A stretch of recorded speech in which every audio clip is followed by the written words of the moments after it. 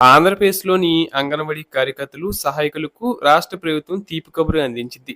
అసెంబ్లీలో ఎమ్మెల్యేలు అడిగిన ప్రశ్నలకు సమాధానమిస్తూ స్త్రీ శిశు సంక్షేమ శాఖ మంత్రి గుమ్మడి సంధ్యారాణి అంగన్వాడీల సంక్షేమంపై కీలక ప్రకటన చేశారు. గతంలో 4,200గా ఉన్న అంగన్వాడీల వేతనాన్ని ప్రస్తుత కూటమి ప్రభుత్వం 11,500కు పెంచిందని, ఇప్పటి వరకు 3 సార్లు వేతనాలు పెంచిన ఘనత తమ ప్రభుత్వానిదేనని ఆమె స్పష్టం చేశారు. అంగన్వాడీలు కోరిన 10 డిమాండ్లలో ఇప్పటికే 9 హామీలను నెరవేర్చామని, మిగిలిన సమస్యలను కూడా త్వరలోనే పరిష్కరిస్తామని భరోసా ఇచ్చారు. అంగన్వాడీ కేంద్రాల ఆధునీకరణపై ప్రభుత్వం ప్రత్యేక దృష్టి సారించిందని, సుమారు 75 కోట్లతో 5G స్మార్ట్ ఫోన్లను అందజేయడంతో పాటు 20,000 కేంద్రాలకు ఇండక్షన్ స్టవ్లను పంపిణీ చేసినట్లు మంత్రి తెలిపారు.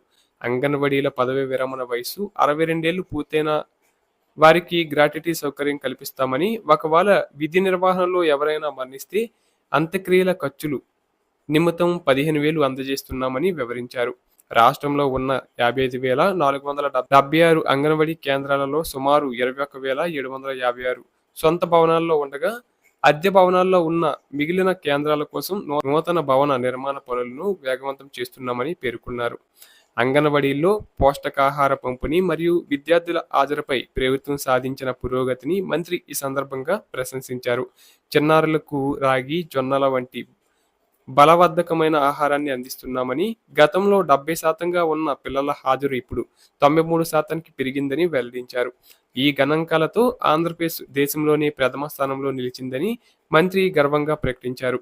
అంగన్వాడీ కేంద్రాల్లోని పిల్లల పెరుగుదలను పర్యవేక్షించే బాధ్యతను టీచర్లు, ఆయాలకు అప్పగించామని, త్వరలోనే జీతాల సమస్యపై ముఖ్యమంత్రి చంద్రబాబు నాయుడుతో చర్చించి తుది పరిష్కారం చూపుతామని మంత్రి ఈ విధంగా హామీ ఇవ్వడం అయితే జరిగింది.